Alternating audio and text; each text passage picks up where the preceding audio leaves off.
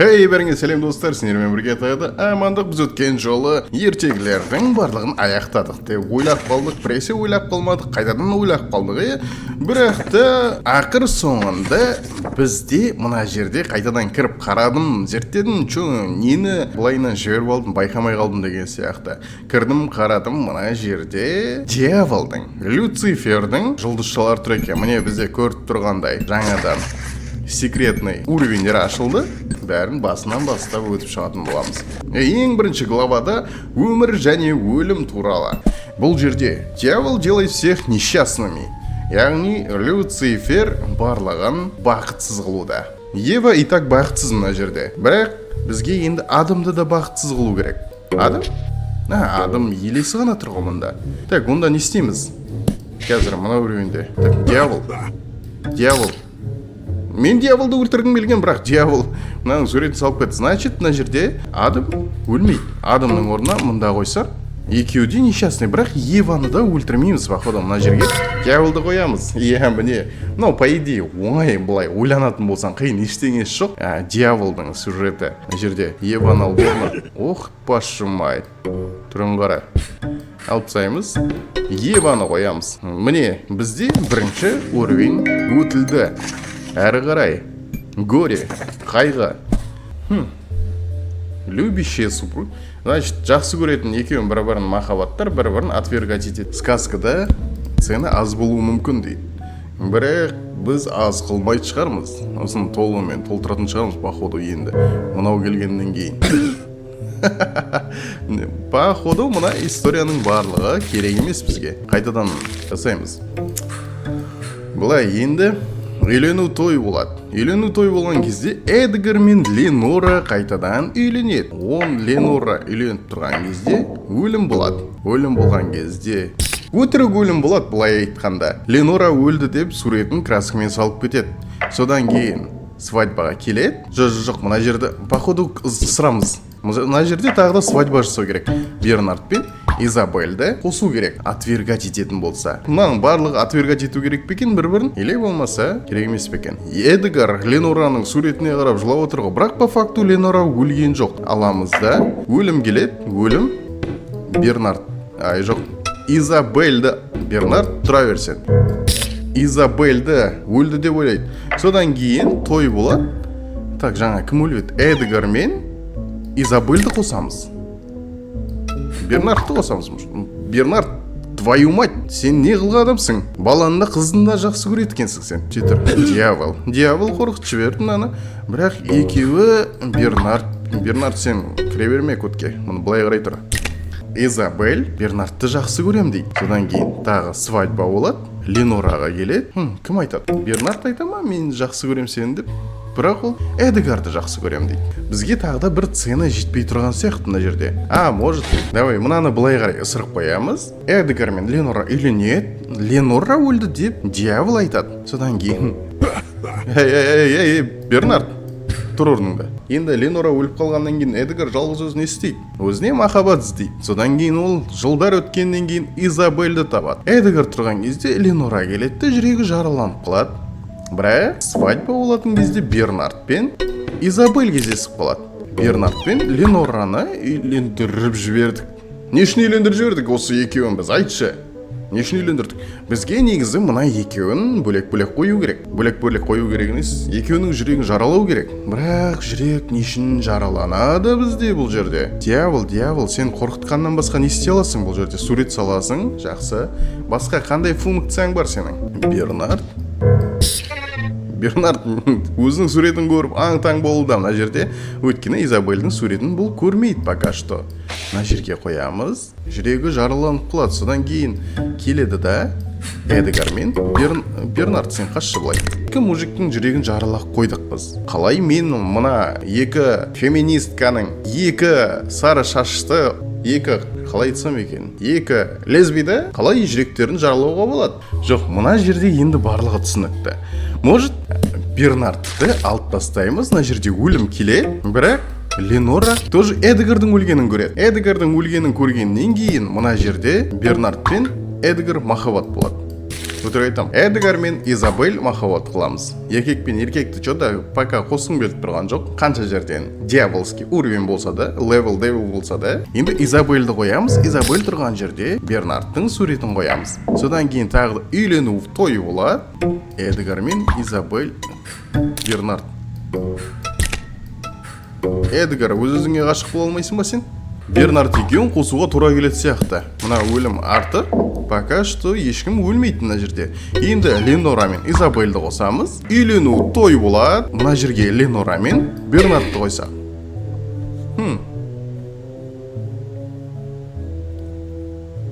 По факту дұрыс қой мына жерде. А может Изабель екеуін қоямыз. Давай былай істеп көрсек қалай болады? Ең басында Изабель мен Ленораны үйлендірсек, одан кейін Эдгар сен қаша тұр былай қарай.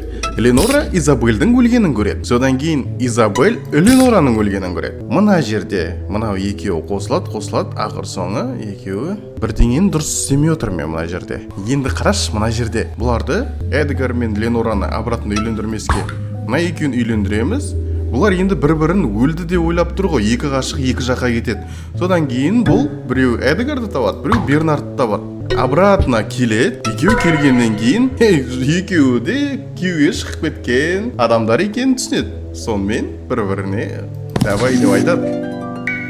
Барлығы қайғы мұңда қаза табады. Мына история. Жиналыңдар жігіттер, кеттік. Пока сендердің керектерің жоқ. Эдгар мен Ленораны үйлендіреміз. Міне осы жерде Бернард пен жоқ, өтірік айтам. Осы кезде өлім болады. Эдгар өлді деген хабарды Ленора естіп в шоке болады. Бернард пен Ленораны үйлендіреміз. Оживление. Мынаны қойсам. Сен оживление керек емес екен. Тағы да өлім болады. Қара. Дьявол алады, Люцифер тағы сурет салуға дайындалып тұрады. Содан кейін бізге Бернардты қоямыз. Ленора өлді дейді. Үйлену тойы болады. Эдгар мен Ленора, жоқ, мен Бернардты жақсы көрем дейді. Мыналар бәрі өлу керек қой по факту. Енді өлім болады. Өлімнен кейін Эдгар өл. Сенің жүрегің жаралы, Бернардтың жүрегі жаралы. Бернард вообще танымаймын дейді. Үйлену той болды, Ленораның жүрегі бірінші жараланды. Содан кейін Бернардтың жүрегі жараланды. Барлығы қайғы мұңда. Енді Эдгар, сен неге өлмеске? Эдгар өлді, барлығы қайғы мұңды жұтты. Жақсы. Мынау натуре өліп қалса қалай? Жоқ, мынау ойынның басында өліп қалғаны біртүрлі болар. Бүкіл историяны шығардым. Эдгар мен үйлендірдік басында.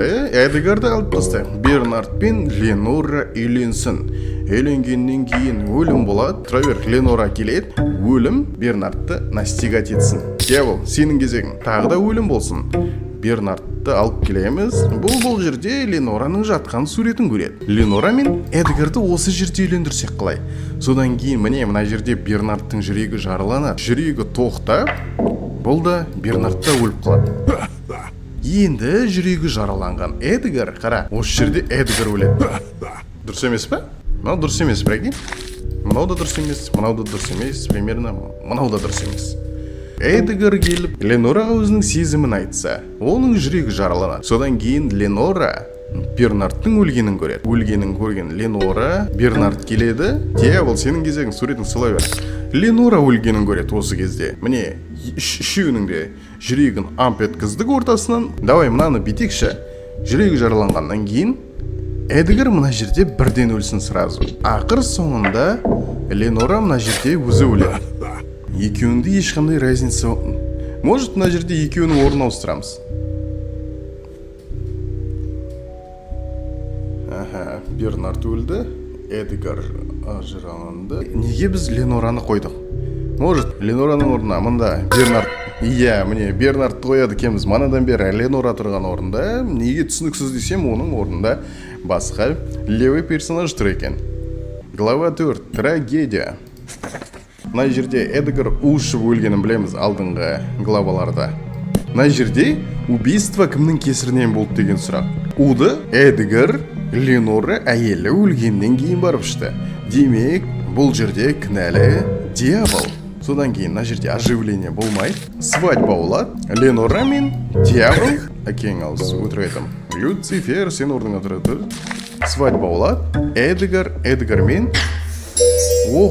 напуганное пугало. Бір стикер алған сияқтымыз. Что-то новый бірдеңе. Эдгар өлгеннен кейін мына жерде жаны арғы дүниеге барады. Арғы дүниеге барғаннан кейін сен тозақтың отына күйесің деп айтады дьявол. Если яд болса ше? Мә, сәлем айтынан қара, мына жерді қара. Демек, мына жерде күте тұр. Сен уды ішпей күте тұр. Уды ішкеннен кейін мына жерде, мә, не болып кетті? Қалай кетті? Үйленді. Эдгарның жүрегі жараланды, потому что Ленора өлді деп ойлап қалды. Содан кейін дьяволды қойдық. Дьявол ішіне ат жіберді, түкір жіберді, қақыр жіберді. Ішіне отпен бір нәрсе қосып жіберді. Оны Эдгар білмейді. Эдгар барады да ішеді. Содан кейін аузынан дракон ұқсап, Учиха Саске ұқсап, техника жасайды, аузынан огненный шар шығарады. Бірақ та дьявол нағыра по кайфу теңізде пляжда загарал отқан сияқты. Может, дьяволдың орнына Ленораны қоямыз. Ох, ема. Мына жерде енді қара. Эдгар уды ішкеннен кейін өлген жоқ, тек аузынан от шықты. Оған Ленора күйіп қалды. Содан кейін свадьба, значит, Ленора өлді деген сөз. Мына жерде Эдгар әлі тірі. Содан кейін Ленор Эдгардың артынан елес болып аңдып жүр. Міне. Глава 5. Презрение. Мыстан кемпірге тағы келдік пе? Второй шанс. Тағы бір стикер алдық. Көті, әлі болмаған. Что-то новое. Енді қара. Құрбақаның жүрегі қақ айырылса, мына екеуі сүйіссе, мынау әлі котелға бармай ақ қойсын. Котел болсын. Дьявол келсін да, тағы бірдеңе қосып жүреді. Оны келеді да котелға ведьма ішеді. Ол да құрбақа болып кетеді. Құрбақа сүйісейік дейді, құрбақа сүйіспейді. Принц что-то потеря. Мен құрбақамен сүйіспеймін, потому что маған принцесса керек. Мені адам кейпіне қайтару үшін дейді. Дьявол жалғыз өзі қалған кезде қайықты түбінен тесіп береді қолындағы дрелмен. Оны алатты, тағы да мына жерде ведьма жалғыз өзі қалып қояды. Енді жалғыз өзің қалдың ғой, сен суға батып жатсың дегендей кішкене бір ойлануға болады ғой. Жалпы бір история бар да. Бірақ та мына историяның бәрін былай алып тастайықшы. Орманның ортасында ведьма жүреді и принц жүреді. Ол не істеп жүр? Содан кейін міне ведьма принцке ғашық болады, одан кейін өзінің котелына келіп, өзінің әдемі қызға айналдырып алады. Әдемі қызға айналдырғаннан кейін котелға дьяволды қоямыз, ол өзінің шаруаларын бітіріп, оға басқа бір ингредиенттер қосуда. Содан кейін тағы да котелға келеді, ведьма өзін кемпір кейпіне оралайын десе, құрбақаға айналып кетеді. Мынау принцті жақсы көріп тұр ғой, мен әдемі болып принцті сүйгім келді деп ойлады негізі. Магазинге макияжын жағылды да барып келді. Барып келгенге дейін дьявол өзінің затын қосты, өзінің макияжын сүртіп атқан кезде бұл құрбақаға айналып кетті. Содан кейін мына жерде поцелуй болады. Ведьма мен принц сүйдірді. Сүйдірді деген соң ғой. Қайтадан. Мына жерде поцелуй болады, содан кейін ведьма мен принцті сүйістіреміз. Міне сонымен мыстан кемпірдің, яғни лягушка болып кеткен, құрбақа болып кеткен мыстан кемпірдің жүрегі жараланып қалады. Герцог пен дворецкий детектив. Осылардың историясы ұнайды маған бар ғой, более-менее. Үй болады, пистолет атып түсіреді деген сияқты өзінің әдемі историясы бар. Үстіңгі историяларды тиіспесек қалай жалпы? Міне дворецкий пистолетті алады да залға шығып герцогиняны атып түсіреді. Ішінен атама, жүрегінен атама, екі ортасынан бір-ақ атқан екен. Бұл жерде ештеңе көмектеспеді. Содан кейін мәз болып орнына пистолетін қойып қояды. Қойып қойғаннан кейін пистолетке дьявол келеді. Дьявол пистолетті алып орнына ойыншық пистолет қойып қояды. Пистолет комнатаға детектив келеді, қолдың ізін көреді. Может, герцог келеді. Герцог өзінің пистолетін таба алмай шошып кетеді. Өзінің пистолетін таппаған герцог оны детективке айтады. Бұл жерде дворецкийдің қолдарының созақтарын көреді. Бірақ бізде мына жерде алтақ кадрға сыймай, қалай болғанда да. Может, пистолет комната. Мына пистолетін алып тастадым, сонымен бүкіл жерде пистолет жоғалып кетті. Мына жерде может, дьявол ойыншық пистолетін қойып қояды. Содан кейін герцогиня, мен вино ішпеймін, шампанский ішем. Все, Себастьяно, государственный гальмано дейді да. Ары қарай дворецкийді қуып жібереді. Дворецкий жынданады. Пистолет алып, да, герцогиняны атып тастағысы келеді. Қайда дворецкий? Герцогиняны атып тастағысы келеді. Герцогиня жынданады бұған. Герцогиня келеді. Пистолетін алайын десе, пистолетті орнына дьявол қайтадан келеді. Дьявол орнына қойып қояды. сол пистолетті герцогиня келіп алады. Мені атқысы келген дворецкийдің көтін айырам дейді. Бірақ тағы да кадр жетпей қалды. Мына кадр бізде артық сияқты. Сен былай қарай қаша тұр. Енді ештеңе өзгермесе, мына жерге барлығын ысырып тастаймыз. Ысырамыз. Залға келеді. Дворецкий өзінің виносын алып тұрған кезде қолымнан ештеңе келген жоқ. Мен өлтіре алмай қалдым деп жынданып тұрған кезде герцогиня келеді. Көтін бір айырады. Все, енді осы уақытқа дейін прикинь, дворецкийге ешкім атпаған сияқты. Ең соңында алып келді, дворецкийді ақыры өзін өлтірді. Карма. Қайтадан герцог пен герцогиняның историясына алып келіп жатыр ғой. Уах, жақсы бір естер шығып жатыр. Герцог өзінің әйелін атып тастайды дейді. Ол өзінің әйеліне не үшін атады? Пистолет қайтадан орнына бәрін алып тастайық мына жерде. Пистолеттің орнын. Дьявол шын пистолеттің орнына ойыншық пистолетін қойып қояды. Мына жерде герцогиня тұра берсін, пока свидетель ол пистолет комнатадан дворецкий пистолетті алады. Пистолетті алғаннан кейін залға келіп, герцогты мынан қара, менде вообще басқа историямен кетіп баратқан. Бірақ мына жерде маған бір кішкене осознание келді. Мынан қара, свидетель герцогиня мына картинканың ар жағынан көріп тұр ғой. Міне герцогты шошытқан. Залға келеді, герцогиня мен герцогты кездестірді. Екеуі де дьявол жайлайды тұр. Қайтадан пистолетті дьявол орнына қойып қояды. Да, ё-моё, дворецкий орнына қойып қояды. Бірақ бізге герцог өзінің әйелін атқаны керек. Бізге бірақ причина керек. Не үшін атады ол өзінің әйелін? Өзінің жақсы көретін, осыншама жыл бірге тұрған әйелін не үшін атады? Мана басында білеміз, корольға ғашық болды, сол үшін оны көріп қойды, оны атып түсірді деген сияқты. Бірақ герцогиняны атқан жоқ. По-любому король етті. Енді жақсы көретін өзінің әйелін не үшін өлтіреді? Так, мына история былай алып тастай тұрайықшы. Мына жерде қара, свидетель болсын, мынау шошытып жіберсе, бірақ келесі кадрда екеуі де дьявол туралы айта бастайды. Может, дьяволды свидетель қылып қоямыз. Мына картинканың артында, стенаның артында дьявол қарап тұрады. Дьявол қарап тұрған кезде картинаның түрі резко ауысып кетеді. Соны байқаған герцог өзінің пистолетіне жүгіреді ғой. Конечно, пистолетіне жүгіреді. Пистолетін алып мына картинканы атып түсірем. Твою душу, мынау түрі ұнап тұрған жоқ маған, қанша жерден корольдің түрі болса да дейді. Залға келеді, герцог атып түсіреді. Жоқ, атып түсірмейді, картинка төменге қарай қашып кетті. Может, қара, свидетельдің орнына жаңағы дьявол қашып кетеді, орнына герцогиня келіп қарайды. Чё там? Герцогиня қарап тұрады, мынау жаңағы дьяволды өлтірем деп алып келген пистолетімен маңдайынан дәл атады. Мынан қара, маңдайынан мына жерден атқан кезде герцогиня қайтыс болады. Нормально жалпы. 10 глава. Наказание. Адам умирает дважды. Адам екі рет өледі. Бұл жерде енді адамды екі рет өлтіруіміз керек. Мына жерде бір өлім бар. Алпасы. Мына жерде бір өлім бар. Жыланның азғырғанына алданып қалған адам келеді, алманы жейді. Оны жоғардан циркуль найзағаймен ұрып жазасын береді.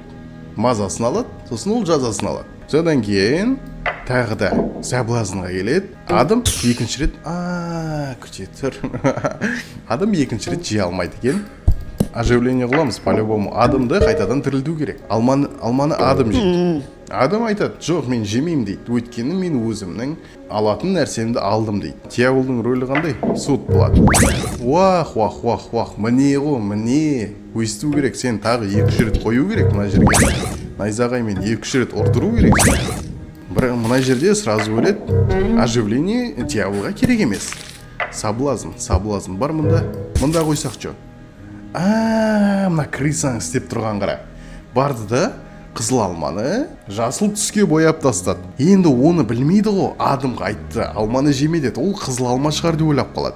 Қайтадан келеді, адам жасыл алманы жейді. Оны жоғарыдағылар естіп қояды. Адамды тағы да судқа шақырып алады. И сонымен найзағаймен тағы да 1 рет ұрады. Мынан қара, мынаның істеп тұрғанын қара. Нормально келді, жаңа айтты ғой, мен мына жерде жемеймін, мен өзімнің жазамды алдым, болды, бұл осы маған жетеді деген жерден. Мынау тұрады да, жоқ, нифига, саған бұл жетпейді, адам бұл саған жетпейді деді да, жасыл алма қылып қояқ қой. 13 главада Годо деген бар екен. Годоға кіреміз. Все умирают, барлығы өледі. Мынау манағы жерде андай вечность екеуі күтіп тұратын ғой. Дьявол, что там? Дьяволды қойдым бір ескі. Кім мынау? Кроха ма? Кроха өлді де қалды. Онда мынаны сразу бірден мына жерге қойсам. мына жерге қойдым. Так, мына злюка мен не істеп тұр? Мына жерде ағаш жоқ қой дейді. Ағаштың гүлденгенін қалай күтем дейді. Дьявол алады да су құяды. Оны баптайды, өсіреді екен, тағы да өсіреді екен. Дьявол келеді, тағы да түбінен шауып тастайды. Мына жерде астында енді злюка тұрады. И сонымен бәрі өледі. Конечно, дьяволдан басқа. Міне, енді уверенмін, железобетонный бұл последний главаның соңғы құпия этапы шығар енді. Рыцарь сажает королеву в темницу. Сәлем, 8 история. Бізде басты рөлде королева, рыцарь и дьявол. Трон болады. Тронға дьявол келе отырады. Дьяволға трон керек емес, абсолютно пофиг бұған. Тронда отсың ба сен? Тронда отқан жоқсың ба? Бұл ұйықтай береді. Өйткені королевство болған керек емес, жоғарыдағы королевствоның түр-түрін көріп білген бұл. Үйлену тойы болады. Королева өз-өзін жақсы көреді. Бірақ шошытып жібереді. Бірақ ешқалай дьяволды ол жақсы көре алмайды. Рыцарды тем более жақсы көрмейді. Плен болады. Королеваны дьявол пленге алады. Содан кейін тағы да пленнен рыцарь оны келіп құтқарады. Бұны істеген дьявол дейді. Бірақ рыцарь сажает королеву в темницу. Темницаға, если дьявол отырғызған болса, рыцарь неге құтқарады? Тронға келді. Қанша жерден коронасы болса да болмасын, дьяволға бұл қызық емес. Содан кейін королева тронға қайтадан келіп отырады. Казнь болады. Казньға королева отырады өзінің тағына. Дьяволды алып келіңдер дейді. Мә шеше, сәлем айт. Дьявол, менің басым шауып әуре болмаңдар. Мен басымды өзім саған, бере қойын подарка деді. Соған шошып кетеді. Содан кейін трон бос қалған жоқ па әлі де. Тағы да пленге королева басын шауып ала алмағаннан кейін дьявол қайтадан оны пленге алады. Тронға рыцарь келіп отыр. Жоқ, рыцарь келіп отырмайды. Ол әлі өлген жоқ дейді королева. Битсек жо, өлім болсын. Рыцарь тұрған кезде дьявол королеваның суретін салып кетсін. Суретін салғаннан кейін үйлену той болады. Королева, рыцарь екеуі үйленеді. Королева мына жерде бірінші рет көріп тұрмын. Королеваның прикинь довольный болған. Рыцарьдің басын алмайды сияқты мына жерде уже королева довольный ғой. Все нормально. Рыцарды келіп отырсақ, корона жоқ дейді. Мына екеуін үйлендіріп жіберсек қайтадан. Мына сценарийдің бәрі алып тастайық. Что-то слишком абсурд болып кетті. Аламыз міне, бірақ бізде королеваны дьяволдан басқа ешкім пленге ала алмайды. Рыцарь тем более бұл адал анандай сөзге тұрады, өзінің сөзін жерге тастамайтын адал рыцарь болғандықтан. Давай битек, өлім болады, дьявол келеді да королеваның суретін салып кетеді. Суретін салғаннан кейін тронға рыцарь келіп отырып алсын. Рыцарь келіп мұңайып отырған кезде пленге келсін. Давай, пленге келеді. Рыцарь королеваны пленнен босатады. Пленнен босатса да недовольный болған королева басындағы өзінің тәжін көреді. Неге менің орныма отырып алғансың дейді. Сол кезде мына жерде недовольный королева мен қазіргі корольді, яғни рыцарды үйлендіреміз. Королева казнь жасағысы келеді. Рыцардың басы шауып тастайды. Рыцарь королеваны пленге әлі алу керек. Дьяволды қойсақ жо. Дьявол. Мынан қара, дьявол казньға келді, өзінің вилкасын алды да казньді дұрыс жұмыс жасамайтын қылып бұзып тастады походу. Мынау енді жұмыс жасамайды. Тағы да казнь болады, королева келеді да рыцардың басын алғысы келеді. Бірақ мына жерде казнь дұрыс жұмыс жасамайды инструменті, сонымен рыцарь тірі қалады. Рыцарь тірі қалады да королева бұның басын алыңдар деген бұйрықты берген естіп қалады. Сол кезде жынданып кеткен рыцарь өзі таққа отырады да королеваның басын алады. Екеуі бір-біріне енді жынданып тұр. Артта дьявол күліп жатыр. Иә, казнь жұмыс жасамайды екен ғой. Бізге соңғы кадр ойнап айтамын, казнь болмайды. Плен енді жынданып тұрған рыцарь королеваны пленге алады. Сюрприз! Чё там? Міне, злодейство. Все уровни с дьяволом. Дьяволмен барлық уровеньді өттік. 10-нан 10.